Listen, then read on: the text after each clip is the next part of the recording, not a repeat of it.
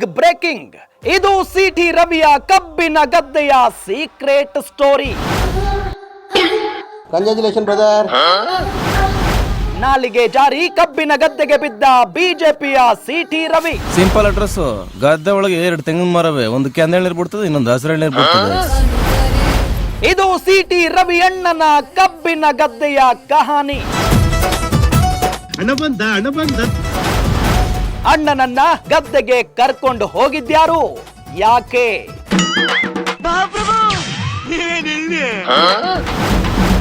ರವಿ ಅಣ್ಣ ಬಿಚ್ಚಿಟ್ಟ ಕಬ್ಬಿನ ಗದ್ದೆಯ ಅಸಲಿ ಮಸಲತ್ತು. ಅಬ್ಬಬ್ಬಬ್ಬ ಲ್ಯಾಟ್ರಿ. ಸಿಟಿ ರವಿ ಅಣ್ಣನ ಒಂದು ಕಬ್ಬಿನ ಗದ್ದೆಯ ಕಥೆ. ನನ್ನ ಮುದ್ದಿನ ರಾಜ, ನಿಂಗಾಗೆ ಕಾದಿರೋ ರೋಜ. ರಾಜ್ಯ ರಾಜಕೀಯದಲ್ಲಿ ಈಗ ಕಬ್ಬಿನ ಗದ್ದೆಯದ್ದೇ ಹಾಟ್ ಟಾಪಿಕ್. ಗ್ರಾಮೀಣ ಭಾಗದಲ್ಲಿ ಹಲವು ವಿಷಯಗಳಿಗೆ ಸುದ್ದಿಯಾಗೋ ಈ ಕಬ್ಬಿನ ಗದ್ದೆ ಈಗ ರಾಜಕಾರಣಿಯೊಬ್ಬರ ಖುಲ್ಲಾ ಮಾತಿನಿಂದ ಸಖತ್ ಸುದ್ದಿಯಾಗ್ತಿದೆ ನೋಡ್ರಪ್ಪ. ಏನಪ್ಪ ಮ್ಯಾಟ್ರು ಅಂದ್ರೆ, ತಮ್ಮ ಹರಕುಬಾಯಿಯಿಂದಲೇ ಊರ ಉಸಾಬರಿಯನ್ನ ಮೈ ಮೇಲೆ ಎಳೆದುಕೊಳ್ಳೋ ನಮ್ಮ ಸೋ ಕಾಲ್ಡ್ ಸಂಸ್ಕಾರವಂತ ಸಿಟಿ ರವಿ ಬುದ್ಧಿವಂತರ ಮನೆ ಅಂತ ಕರೆಸಿಕೊಳ್ಳೋ ವಿಧಾನ ಪರಿಷತ್ನಲ್ಲಿ ಆಡಿದ ಆ ಮಾತು ಈಗ ಅವರ ಕುತ್ತಿಗೆಗೆ ಬಂದು ನಿಂತ್ಕೊಂಡ್ಬಿಟ್ಟಿದೆ.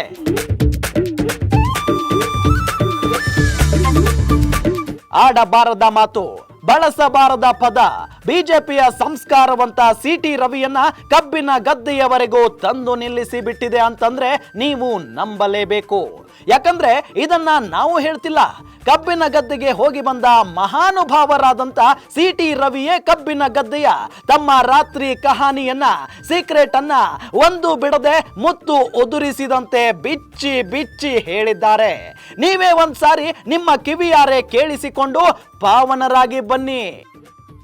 ಕಬ್ಬಿನ ಗದ್ದೆ ಕ್ರಷರ್ಗಳೆಲ್ಲ ಕರ್ಕೊಂಡು ಹೋದಾಗ ಯಾರನ್ನೋ ಕರೆಸಿ ಹಲ್ಲೆ ಮಾಡಿಸುವ ಅಥವಾ ಗುಂಪು ಹೊಡೆದು ಸಾಯಿಸಿದೆ ಅಂತ ಸಾಯಿಸುವ ಉದ್ದೇಶ ಇತ್ತೇನೋ ಅಂತ ನನಗೆ ಅನುಮಾನ. ಆಮೇಲೆ ಮತ್ತೆ ಒಂದಷ್ಟು ದೂರ ಕರ್ಕೊಂಡು ಹೋದ್ರು, ಗದ್ದೆ ಒಳಗೆ ನಿಲ್ಲಿಸ್ಕೊಂಡ್ರು. ಸರ್ ನಿಮ್ಮ ಕಾಲು ಹಿಡಿತೀವಿ ಸರ್, ನಿಮ್ಗೇನು ಮಾಡೋಕ್ಕಾಗಲ್ಲ ಸರ್, ನಾವೇನು ಮಾಡಲ್ಲ ಸರ್, ಫೋನ್ ಕೊಟ್ಬಿಡಿ ಸರ್ ಅಂದರು. ಅಂದರೆ ಫೋನಿನ ವಿಷಯ ಎತ್ತಿ ಹುಷಾರ್. ಕಬ್ಬಿನ ಟ್ರಾಕ್ಟ್ರಿಗಳನ್ನೇ ಅಡ್ಡ ನಿಲ್ಲಿಸ್ಬಿಟ್ರು ಅವರಿಗೆ.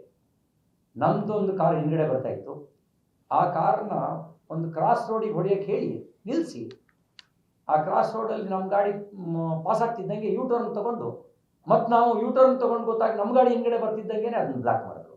ಅಲ್ಲಿಂದ ನನ್ನ ಮುಂದ್ಗಡೆ ಒಂದು ಎಸ್ಕಾರ್ಟ್, ಇನ್ಯಾವ ವೆಹಿಕಲ್ ಇಲ್ಲ, ಮತ್ತಿನ್ಯಾವುದೋ ಒಂದು ನಿಗೋಡುವ ಜಾಗದಲ್ಲಿ ಕರ್ಕೊಂಡು ಹೋದ್ರು. ಮಾತು ಆಡಿದ್ರೆ ಹೋಯ್ತು, ಮುತ್ತು ಒಡೆದ್ರೆ ಹೋಯ್ತು, ಮಾಡಿದ್ದುಣ್ಣೋ ಮಾರಾಯ ಅಂತ ನಮ್ಮ ಹಿರಿಕರು ಮಾಡಕ್ ಬ್ಯಾರೆ ಕ್ಯಾಮೆ ಇಲ್ದೆ ಹೇಳಿಲ್ಲ. ಸುಮ್ಮನಿರ್ಲಾರ್ದೆ ಇರುವೆ ಬಿಟ್ಕೊಂಡ್ರು ಅಂತ ಹೇಳ್ತಾರಲ್ಲ, ಅದಕ್ಕೆ ಪಕ್ಕ ಸೂಟ್ ಆಗ್ತಾರೆ ಸಿಟಿ ರವಿ. ಬೆಳಗಾವಿಗೆ ಹೋದ್ವಾ, ಅಧಿವೇಶನದಲ್ಲಿ ಭಾಗಿಯಾದ್ವಾ, ಜನರ ವಿಷಯವನ್ನ ಪ್ರಸ್ತಾಪ ಮಾಡಿದ್ವಾ, ಸರ್ಕಾರಕ್ಕೆ ಚಾಟಿ ಬೀಸಿದ್ವಾ, ಆಡಳಿತ ಪಕ್ಷವನ್ನ ತರಾಟೆಗೆ ತಗೊಂಡ್ವಾ, ಗಂಟು ಮೂಟೆ ಕಟ್ಟಿದ್ವಾ, ಚಿಕ್ಕಮಗಳೂರಿಗೆ ಹೊರಟುವಾ ಅನ್ನೋದನ್ನ ಬಿಟ್ಟು ಹೆಣ್ಣು ಮಕ್ಕಳ ಬಗ್ಗೆ ಹೀಗೆ ಮಾತನಾಡಿದ್ರೆ ನೀವೇ ಹೇಳಿ, ಯಾರಾದ್ರೂ ಸುಮ್ಮನೆ ಬಿಡ್ತಾರಾ?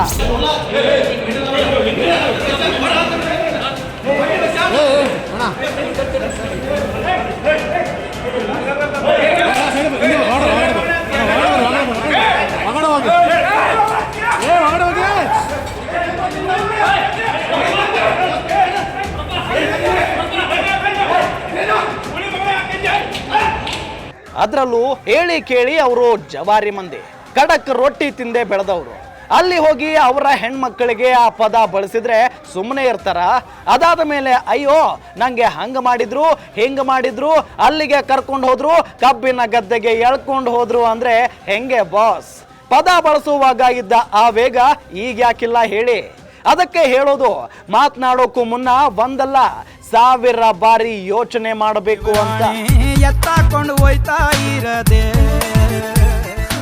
ಒಟ್ನಲ್ಲಿ ಮಾರಲ್ ಆಫ್ ದಿ ಸ್ಟೋರಿ ಏನಪ್ಪಾ ಅಂದ್ರೆ, ಹೆಣ್ಣು ಮಕ್ಕಳು ಬೆಂಕಿ ಇದ್ದಂಗೆ, ಮಾತನಾಡಬೇಕಾದ್ರೆ ಹುಷಾರು.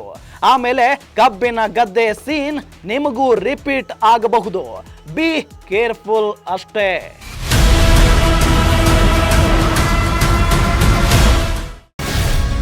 ಗ್ಯಾರಂಟಿ ನ್ಯೂಸ್, ಸುದ್ದಿ ಖಚಿತ, ನ್ಯಾಯ ನಿಶ್ಚಿತ.